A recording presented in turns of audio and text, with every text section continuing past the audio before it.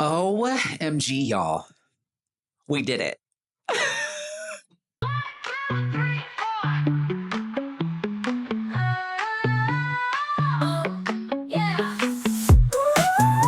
What's up, everybody, and welcome to another episode of the What Am I Doing podcast with me, your host, Donnie Berry. Wow, we did it. Episode 5. Episode 5, here we are. I can't believe it. When I started this podcast, I told myself I would only commit to 5 episodes, and somehow we did it. I just want to take a second to thank each and every one of you that has watched, that has listened, that has subscribed, commented, interacted, shared this with whoever. This has been way more special, and this little corner of the internet has been a lot more meaningful than I ever anticipated. All of you that have been on this journey with me know that this podcast and me doing this was a way for me to show up for myself and to commit to something and use this podcast as a medium for me to get my creative juices flowing again and to just kind of reinvest into myself. And it's been truly special and truly magical to make it through and to have something come from this little seed of an idea to a full-blown, tangible, real-life podcast. So thank you all for joining me on this journey, and thank you all for your love and support every step of the way. It truly means a lot. And I'm just so glad to be here, and I'm so glad to be sharing in this space with you. And it's been vulnerable, it's been healing, and it has been so real. You know, if this has even brought you some joy or some sort of wonderfulness in any capacity, that means the world to me, because this has been awesome to me. So thank you, truly.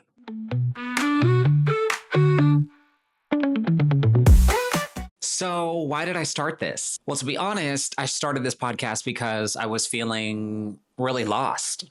I had just walked away from a job that on paper looked really great, but was really draining and kind of sucked the life out of me. I was exhausted, I was burned out, I was disconnected from my body, my mind, my spirit. I missed being creative. I missed being me. I knew I wanted to do something to get those creative juices flowing again, but I didn't know what, and I didn't know what I was doing. So hence the name of this podcast. This podcast started as a lifeline, a way for me to create something and show myself that I can follow through on it from inception all the way to a full-fledged entity. This was a way for me to prove to myself that I could be open, that I could be honest, that I could just show up messy with whatever I had in this moment and do the damn thing. Push through perfectionism, push through all these doubts and all these reasons that I couldn't do it, and just trust fall into the universe and fling myself forward. I didn't really think anyone would listen or watch, but people have, and that's crazy. I even had my first fan encounter the other day on an elevator in a building in Beverly Hills. So shout out to my girl, my new friend. Everyone's messages and everyone reaching out to me and telling me how they've connected with me or with this podcast in some sort of way has really affirmed that none of us are alone, that we are all on this journey in some sort of version of it in one way or another. So if you've been listening from the beginning, thank you so much. And if this is your first episode, then honey, this is about to be the most real one yet.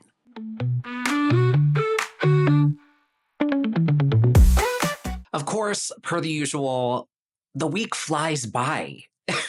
If anything that this podcast has shown me, it's that time waits for no one, and time is speeding forward whether you want it to or not. So I blinked my eyes and I'm like, fuck, it is time to shoot another episode. What am I doing? I literally had no idea what I was going to talk about. I've been having, people reaching out to me that actually want to be guests on the podcast. But timing is everything. So I've been trying to figure out who's going to be a guest when. And, here we are at episode 5. And that's the end of my commitment to self. So I thought, okay, what do I want to talk about this episode? Then I realized that May is Mental Health Awareness Month. So I thought, well, I'm filming this on Saturday, May 3rd. And this will be airing on Tuesday, May 6th, which will be the first Tuesday in May. I thought, what better topic to dive into and end this season on than mental health? If anybody knows about mental health or lack thereof, it's your boy. So I thought I would share a little bit about my own mental health journey, where it started, how it's evolved, and where it's at now. Because trust me, it has been a colorful ride. From childhood complex trauma to anxiety to grief to substance abuse to me learning that I'm an addict across the board and I'm all or nothing. It's been a lot to unpack over the years. Even now, at 7.5 years sober, I'm still uncovering layers of myself that I didn't even know exist. And I'm realizing that it's literally going to be a lifelong journey of uncovering, discovering, and discarding. I think I often see mental health as like this perfectly curated, like aesthetic Pinterest vision board, when the reality, my reality, has been that it is so messy and so weird. For me, it's looked more like crying in parked cars, breaking down mid Zumba, having spirals, being activated and not knowing what the hell is going on, dragging myself to TMS appointments when I would rather not and just disappear from the world. My mental health journey has been something that I literally show up for one day at a time.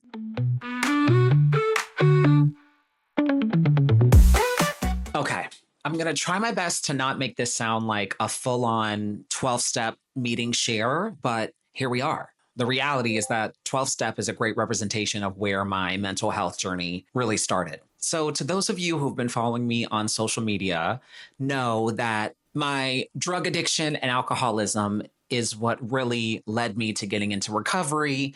And then that was really kind of the catalyst for beginning a conscious effort into improving my mental health. So I grew up in Ocala, Florida. I had a single mom. My dad wasn't really present in my life. He dealt with his own drug and alcohol issues. It was just my mom and I. My mom was incredible, but there was a lot of very scary things that happened that I'm just now sort of processing as an adult that really impacted me during childhood. When I first started working with a therapist, she presented the idea of complex childhood trauma. Well, trauma isn't just these big events that happen to you, the obvious events like, oh, I was in a plane crash, or oh, I witnessed somebody get murdered in front of me, or oh, some other tragic event. It can be just a long, steady line of unmet emotional needs that children experience in childhood. Our formative years are from the ages of like 2 to 10. And so much of what we experience during that time versus what we see and what our caretakers model to us really creates the programming through the lens in which we see the world. So for me, that looked like I had a mom who was very loving and very supportive, but she was very sick. And so there were a lot of scary moments growing up where I didn't know if she was going to be okay or if she was going to make it out of the hospital for the 10th time this month, or just a lot of instability in terms of feeling like I was in a safe, secure environment. We also struggled a lot financially. And so that created just loads of financial insecurity. And again, sort of reiterated that idea of I don't feel safe and steady. I also learned at a young age that I had to take care of my mom, which growing up, that was always positively reinforced of, oh, you're such a big boy. Look at you helping to take care of your mom. And sure, it's a great thing, but also what that looked like, and again, this is only something I've uncovered in recent years with lots of therapy, is that what I had to do was deny my own needs as a kid in order to make sure my parent was okay so they could take care of me. Now, I'm sure I'm butchering all this, and it would be much more helpful if we had a professional mental health provider talking more in depth about the psychology behind it, but this is what I've picked up from my own personal journey. So bear with me. All of that to say, I didn't learn healthy boundaries and how to properly show up in the world. If I was feeling something or if I was thinking something, I learned at a very young age that I had to suppress that and ignore it because I have to do whatever I have to do to take care of the people around me so they can take care of me. One time, a therapist of mine explained it like if you're on an airplane, right, you trust that the pilot knows how to fly the plane. But if you're on the airplane and mid-flight, you realize the pilot don't know what he's doing, you gonna freak out. And as a kid, when you realize the pilot don't know how to do it, that's too much to handle. So you think, okay, what do I have to do to make sure the pilot's okay so the pilot can take care of me? All of that to say, I had a difficult childhood. And one of the ways early on I started coping with that was through food. Food was my first addiction and the first thing I used to sort of soothe myself and take care of myself mentally and emotionally. I remember one time my mom was going into a diabetic coma. I called 911 and the paramedics came, showed up at my house to like rescue my mom. And I remember as the paramedics were coming in, I had a box of Cocoa Pebbles and I was just shoving the food in my mouth. And I remember the paramedics saying, wow, you really like your Cocoa Pebbles, huh? And I'm like, uh-huh. A literal, very dramatic example of how I was using food to cope with a stressful situation. As you can imagine, over time, that only got worse. So my relationship to food was just messy. By middle school, honey, I was going through it. I was overweight. Plus, I was gay and trying not to be gay because that's its own whole story of growing up in the South and religious programming of thinking I was going to hell if I was gay. And then also just the stress of like trying to exist and figure out my sexuality and bills and my sick mom. I was getting bullied and it was just a mess. And I was definitely using food to cope. So my teen years were a lot, and I had no concept of mental health in that way or working on my mental health. So by my early 20s, I had some sort of epiphany. I was like, you know what, Donnie, I need to lose weight. So at that time, it was just vanity, and I had had success with like dieting as a preteen with, at the time was the Atkins diet, now known as the keto diet. So then I started dieting. And around this time is when I found Zumba. So that became a fun way for me to exercise. And at the time, diet and exercise was the way I lost nearly 100 pounds. I mean, my top weight ever was 320 pounds. And I'd say within a year, I got from 320 pounds down to about 170 pounds. Now, this is a perfect moment to highlight my personal experience with the extremes of mental health, because you have one end of the spectrum that was me, very overweight, not moving my body, depressed, using food as a way to cope. Then we switched to the other side of the spectrum, which then became exercise bulimia and me being obsessed with what I was eating and trying to get just skinnier and skinnier. And I remember one time being in the store and I put on a medium shirt. I was wearing a 2 or 3X originally, and I put on a medium size shirt. And then the medium was almost a little loose. So I was like, ooh, I wonder if I could wear a small. And then I put on a small and the small fit. And I was like, ooh, I wonder if I could be an extra small. And it was definitely becoming problematic at the other end of the spectrum. For me, mental health and food issues, it gets very complicated and very messy. And I think that's something to point out is in our society, the skinny version of people is so celebrated. But for me, when I was at my skinniest, it was unhealthy. And I achieved my best looking according to societal norms body in really, really unhealthy ways. And even now, that's something I have to work on, because when I'm not feeling good about myself, a lot of times my default is, well, if I just got a little skinnier, or if I could just get a 6-pack, or if I could just this, then I would feel better. Then the mental and emotional anguish I'm going through would all be absolved. And that's not the case.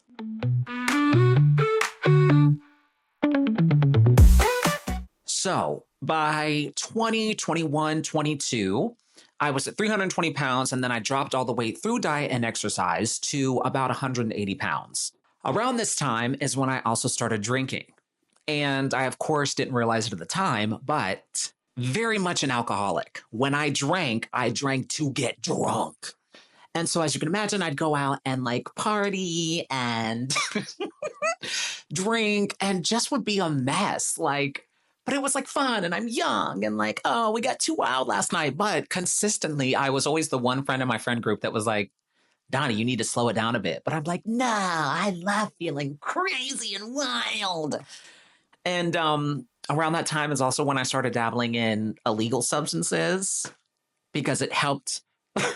It helped me drink more, and it helped me extend the party vibe, which was really me just checking out, me not thinking about anything, me feeling good, me feeling checked out from the world. That's very much the feeling I was going for. A pivotal turning point was when I was 23, my mom passed away. And food and drugs and alcohol became this perfect storm of just ways I would check out. So I would gain weight, I would lose weight, I'd go drinking, I'd use drugs. I was not dealing with that grief in any way, shape, or form because I didn't realize that I was dealing with as much grief as I was. So around that time, I moved to LA. And honey, that's when the issues got even worse. I'm like, you know what? I'm in a new city. Things will get better. Like, I'm going to slow down on like the partying and like, I'm going to get my life together again. Like, I'm going to get skinny again. Mind you, I had like gained 50 pounds, lost 50 pounds, gained 80 pounds, lost 80 pounds. I was just all over the place. Around this time, I'm in a new city. So I'm like, oh, I can be gay here. Like, it's cool because it's LA and like they're more accepting. But I was just super insecure. I was super naive. And I very quickly added another messy, unhelpful set of tools to my toolbox to deal with my feelings and my mental health. So by this point, I'm now using food, I'm using alcohol, I'm using substances, and I'm using relationship with boys to manage my feelings. And all of that to say, by 2017, I hit a very dramatic rock bottom. I was deep into a drug addiction and I was spiritually and mentally and emotionally bankrupt. So I went to inpatient rehab in 2017. I was 29 and got help.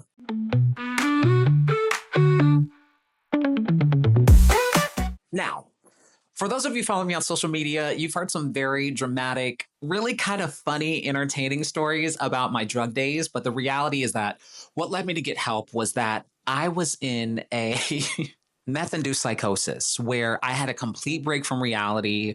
I was homeless on the street for a couple days. And I was scared out of my mind thinking that the Mexican mafia and the government were tracking me and were going to kill me. All of that to say, my meth-induced psychosis scared the shit out of me enough that I was like, I don't know what's going on, but something's going on and I need help. Fortunately, as we say in 12-step, that was the gift of desperation. So it was the one thing that really catapulted me and made me willing to reach out for help. Now, everyone has their own version of rock bottom. Unfortunately for me, my pattern is that a lot of times I have to have a pretty dramatic rock bottom before I'm willing to reach out for help.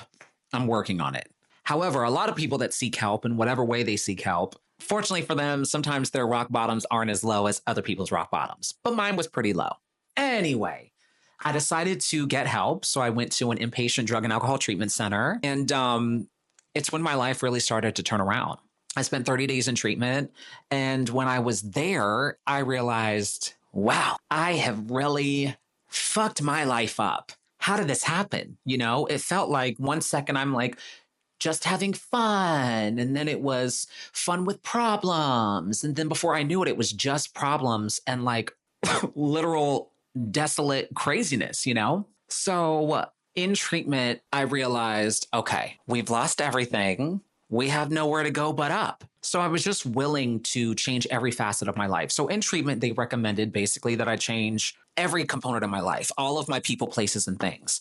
And one of the recommendations they made on one of my last days of treatment, I remember in treatment them saying, looking at us, there were like maybe 25 of us. And they said, okay, out of the 25 of you, only 2 of you will remain sober. And I remember looking around the room and being like, oh, honey, it's gonna be me. I was like, I am not coming here again. I do not want to do this ever again. Now, the treatment center was very, very nice. It was lovely. I have no complaints about my time in treatment. I'm so thankful for it. It was really, really nice. But I don't want to do it again. I don't want to be in the position to have to do it again. I don't want to do it again. I don't want to do it again. So I said in that moment, okay, whatever it takes, I'm going to do it. One of the recommendations they made was if you want to stay sober, you need to get plugged into some sort of 12-step program the day you leave. So I remember the day of my discharge, my friend picked me up and I was like, I think I'm supposed to go to a 12-step meeting. And she's like, today? I'm like, yeah. And she was like, but you just left treatment. And I'm like, I know, but they said I should do it like today. And I was still a little bit paranoid from the meth. So I was like, what if they're watching me and they're going to come get me, whoever they are? Fortunately, it helped me in my favor. So I went to a 12-step meeting, and that really started my journey into the world of recovery and the world of 12-step.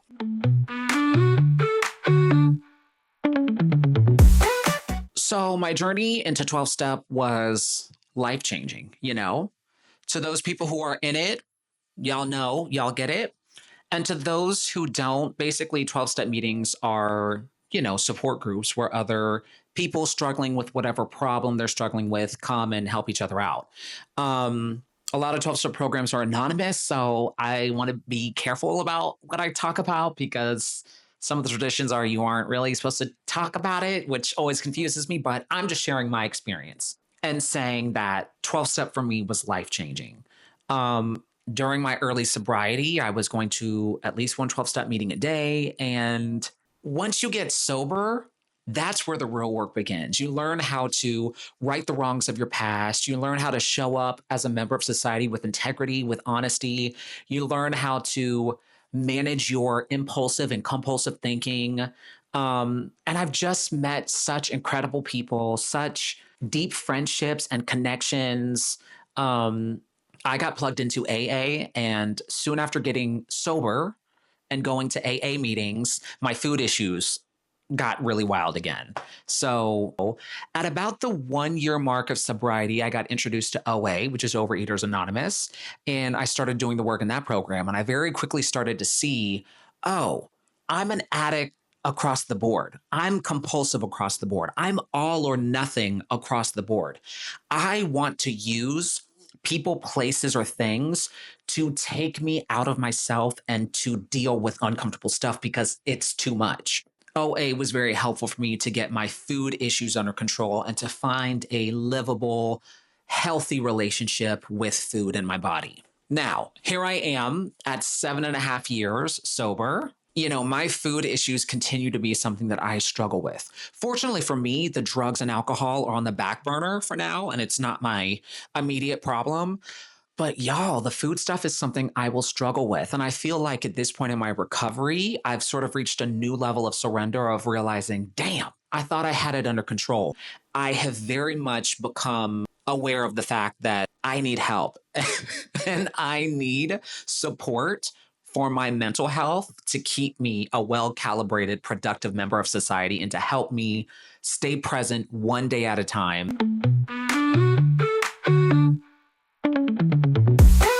When I was about a year and a half sober, I was getting care at the LA LGBT Center, which shout out to the LA LGBT Center for all of the incredible work they do. They provide wraparound services, primarily for the LGBT community, but really for anybody who needs help and support. One of the things I received there early on was free mental health services, and that included therapy. Now, that was my first dive into therapy. I believed in it conceptually. I mean, by this point, I had been a nurse for 7-8 years. So I was very much like, oh yeah, therapy's great for you. It makes sense for you. I don't need it. But at this point, after having been in recovery for 1.5 years, I'm like, oh yeah, like, why not? Let's do it. And it was a game changer. I had an incredible therapist. Her name was Lisa Gallegos. And I almost feel like, when you're at Ross and you find like a pair of shoes and you're like, child, what is this? How did I find this here at Ross? It was kind of like that, but delayed. I did not realize how incredible of a therapist she was until years later when I stopped working with her. But one of the modalities we did was EMDR. EMDR was the first treatment modality I was ever introduced to, and I didn't realize at the time how incredible and how supportive and amazing that modality would be for me. I'm going to read this because I don't want to misquote what it is. EMDR stands for Eye Movement Desensitization Reprocessing. It's a trauma therapy that helps your brain reprocess painful memories. Basically, you focus on a triggering event or belief, and then through guided eye movements or tapping, it helps your brain file the memory in a more manageable, less emotionally intense way. And let me tell you, it sounds woo-woo, but that shit is intense. It was so life-changing. It was so impactful. And it really, really helped me make progress in terms of some of the really traumatic memories I had or some of the negative beliefs I had about myself that were subconsciously tied to traumatic experiences. Anyway, she was just incredible and started to present the idea of maybe you have complex childhood trauma and trauma may look like this. As we discussed earlier, kind of the obvious things you think of, but trauma can also be complex and micro and constant iteration of small things that chip away at us in very small ways for a long amount of time, which can be just as damaging as these big, dramatic, tragic events. Working with her was life-changing. So throughout recovery, the more I started to learn about myself, the more open I became to utilizing any self-help mental health tool that came my way. I got very comfortable with learning about myself, being willing to uncover stuff, being willing to open doors. So yeah, that brings me to where I'm at now. 7.5 years sober. I've done a lot of work in 12-step. I've done a lot of stuff with therapy. I feel very healed in a lot of ways, but I also feel very unhealed in a lot of ways. And I realize that this will be an ongoing journey. There are still days where I feel disconnected, overwhelmed, and lost. One of the hardest things to admit is that even with all the work I've done and all the healing I've done and all the therapy and all of the modalities, I still hit major walls, especially during my last job. I was showing up, I was doing my best, I was successful, but I was lost and so disconnected and really still kind of checking out in detrimental and unhealthy ways. I was showing up and doing my best, but still feeling like I was barely keeping it together. That's when I had to go through yet another metamorphosis and another realization of, okay, well, maybe some of the tools I was using before no longer work, and I have to add more healthy tools to my toolbox and figure out how to meet myself where I'm at and support myself during this next evolution and this next level up of my mental health journey. During this time, I had to get honest with myself and realize that based on some of the things I was thinking and some of the things I was feeling, I needed a little more support and I needed a little more help. I remember thinking, am I just hitting like a rough patch or am I unwell again? And that is when I decided that I needed to reach out to a psychiatrist.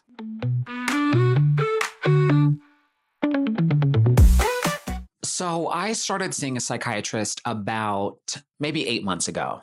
Maybe it'll take away some of the stigma. And obviously, with May being Mental Health Awareness Month, what better time to sort of lift the veil a bit and give a peek inside to my life and the things I currently struggle with and I deal with, really ultimately to let people know they're not alone. So hopefully to bring some comfort and reassurance that if you are dealing with similar things, you're not alone. And this is my experience and this is my story. And these are the things I'm contending with. So if any of my experience can shine a light on some potential solutions or help or support for you, then I'm all for it. I think one of the scariest realizations, especially at my point in recovery, is realizing that you're doing all the things. I'm doing Zumba, I'm doing therapy, I'm doing 12-step, but still feeling like something is off and something is not right. That was me not that long ago. The first step is just asking for help. So that's when I made the decision to see a psychiatrist. I also want to be transparent and open and honest that I was so resistant to seeing a psychiatrist. No, this is great for you. This makes total sense for you, but not something I need. I was so afraid to admit that I needed that help. I pushed through that and I thought, okay, Donnie, we don't have to commit to anything. We just have to get started. Let's just explore our options. Like everything else in life, the fear is what will hold me back. So I thought, okay, you know what? This is low committal. Let me just talk to a psych, hear what he has to say, and learn more. So I started seeing a psychiatrist and it was cute. He laid out all my options and, we discussed medication and I was so resistant to medication. I had a lot of internalized stigma and I think that I was just afraid that it would like numb me or it would affect my personality or, I would feel things that I didn't want to feel. I was just so afraid. Because I was so resistant and hesitant to take medications, we also discussed alternatives. And one of the alternatives was TMS, which stands for transcranial magnetic stimulation. TMS is a non-invasive treatment for depression and other mental health conditions where magnetic pulses stimulate specific areas of the brain, mainly the prefrontal cortex, which helps regulate mood. My psych explained it that like medication works on the chemical receptors of the brain and TMS works on the electrical receptors of the brain. It's kind of like physical therapy, but for your brain. So you go in, you sit in a chair, they put a cap on, and then they move it back to wherever it is that it needs to go. And they basically, it's like a 15 to 20 minute treatment, and it feels kind of like a tapping. There's different frequencies, there's different like patterns, and basically they go on one side of your brain that helps with more so anxiety. Then they move it to the other side of the brain, which affects depression. And yeah, I go 5 days a week for 35 sessions. TMS is actually FDA approved for treatment-resistant depression, and studies show that about 50 to 60% of people with depression who haven't responded to medication do respond to TMS. Even more impressive, about 1/3 of those people experience full remission, meaning their depression symptoms go away completely. TMS has been incredibly helpful, especially for me because I was so scared to take medication. But TMS has done a bulk of the heavy lifting in terms of helping with my anxiety, my depression. It also helps with sleep issues. They also use it for people who are struggling to quit smoking. So all of that to say, my personal psychiatric journey has been with medication, and a bulk of it has been through TMS. Now, I am not a mental health professional. I am not a psychiatrist. I am not a psychiatric nurse. Please do not take any of what I'm saying as medical advice. I am merely sharing my personal experience with you. Do I need to say for entertainment purposes legally? Honey, I'm not telling you what to do. I'm just telling you what I did and what I've been going through and what helped.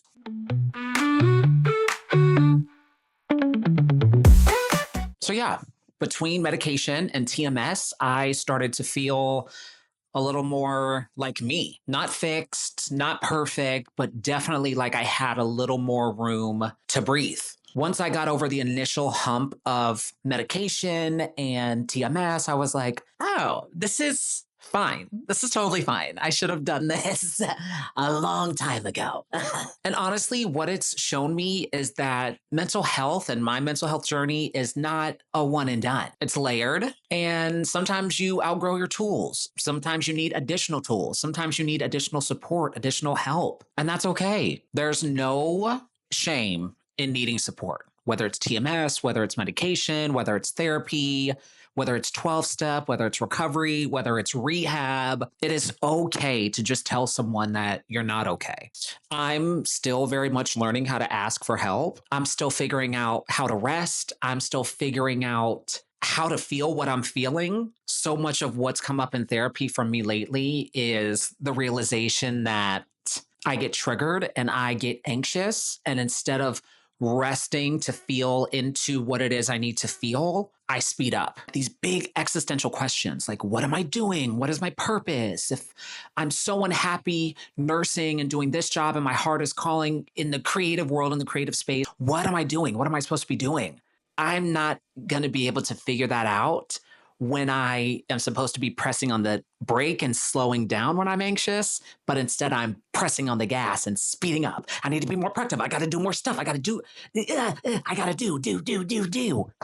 And ironically, if I want to find the answer to these more existential, deep questions, I have to do less and get quiet and, dare I say, lean on my spiritual side, God, the universe, higher power, whatever that is, and ask for guidance and support in figuring out what the hell I'm doing. Part of my mental health journey is also embracing what they teach me in recovery, which is one day at a time, one step at a time. I have to be reminded that the daily things I use to help me and to find peace and serenity, I probably have to use those tools every day. You know, one of the things my therapist reminded me and a fellow in recovery reminded me was, oh, do you meditate? And I'm like, I mean, I used to be really good at it, but now I don't really do it. I mean, I do it sometimes, which was a lie, because to be honest, I'm not even really doing it like I should be. No, I can't even say I have, because I haven't even. Anyway, meditation, these simple free tools that are so helpful, but I can become so resistant to. Oh my God, yeah, but the journaling every day and the meditation, like I've already done that. Like I did that every day in early recovery. Like, do I have to still do it? I don't have to do anything. But I have shown myself that I do feel better once I do these things and I don't outgrow it. I've had to learn that this is something I may need to do every day. Like it's like maintenance on a car. I have to get my oil changed for the life of my car. It is maintenance. This is maintenance. I want to be very clear. What I have learned about myself is that I need help across the board. You know, obviously at one point in time, it was needing help with drugs and alcohol. Now it's like needing help and support with food issues. It is still needing help and support with love and relationship issues. Sometimes I can like to spend my feelings away. I try as much as I can to be real with myself about what it is I'm doing. Now, having said that, you only know what you know when you know it. Sometimes it takes the support of a mental health professional to point out things in my blind spot. I can sometimes be very myopic in my view of self. And I'm like, oh, yeah, this is what I'm doing and this is why I'm doing it. But it takes those professionals to point out, like, oh, yeah, but do you think this could be tied to that? And I'm like, oh, I didn't even know I was doing that. How do I meet myself where I'm at with love and compassion and do the best I can with the knowledge I have in this moment, you know? All of this to say, I am literally showing up imperfectly, one day at a time. If you are struggling, be it with substances, behaviors that no longer serve you, scary thoughts, please don't hesitate to reach out, whether that's a trusted friend, whether that's a therapist, whether that's a confidant, whoever that is, do not be afraid to reach out for help because you're worthy of getting the help and the support you need. And we all need mental health support. Let me be a testament to that.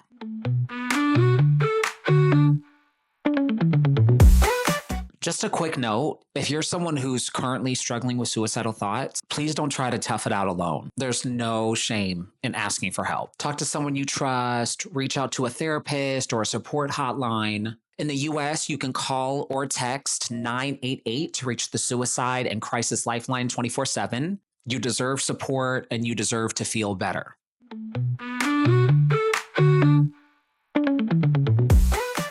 So, yeah. That's a little or a lot about me and my mental health journey. It's been layered, it's been messy, and honey, it is still very much in progress. But I wanted to share it today because I know that I'm not the only one who's ever felt lost or overwhelmed or unsure if things would ever get better. If you're in that space right now, I just want you to know that you are not alone. You're not broken, and you certainly don't have to do it by yourself. Healing isn't linear. Some days I'm in therapy, doing the work, doing all of these tools and all these things that I know are helpful, and I feel like I'm making great progress. And other days I'm on the couch, eating my feelings, or in a depressive episode, reclusing away from the world and just feeling awful and lost and scared and stuck in my own psyche. I know for me, even with all of the knowledge and tools and awareness that I have, I still look at people around me and I think, oh, they have it all figured out and I don't. What am I doing? And this is another layer of why this podcast rings so true to who I am and what I contend with on any given day. You know, so many of us are dealing with some deep, deep stuff that we think we're alone in. But the reality is, so many of us are dealing with so many more similar things than we probably even realize. And let my journey and my very current experience be a testament to you. I think that I present very happy and everything's great, but the reality is that there's a lot of times where I struggle. And I think you all have it all figured out and I don't. And that can be very isolating. And deep down, I know that that's not true. And we're all doing the best we can. And practically all of us are looking around like, What am I doing? That's what this 5 episode commitment and this journey has really shown me. I think I don't know what I'm doing. Honey, we all are wondering, what am I doing? I mean, you're wondering what I'm doing, but I'm also wondering what you're doing, and you're wondering what you're doing. Basically, we all going through it, honey.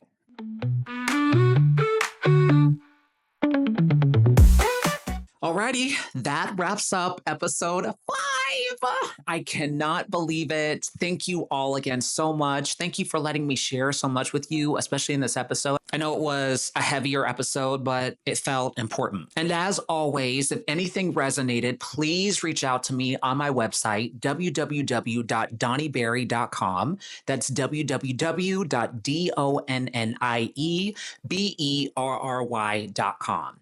There, you can send me a message. At the bottom of the page, there's a section titled Hit Me Up. Type in a message, hit send. You can also see links to ways you can watch this episode, and you can listen to it on either Spotify or Apple Podcasts. There's also links to all of my socials. Also, if you like this episode, please like, share, subscribe, and spread the word to all your friends, your family, your kinfolk, the boy or the girl you're messing around with that you ain't supposed to be. Tell them all. Thank you so much for all of the love, the support. This has been an incredible 5-episode run. And you never know. Maybe I'll see you again sooner than you think. You like that? In the meantime, sending you light, love, and very good vibes. Thank you all so much. And I will see you all when I see ya.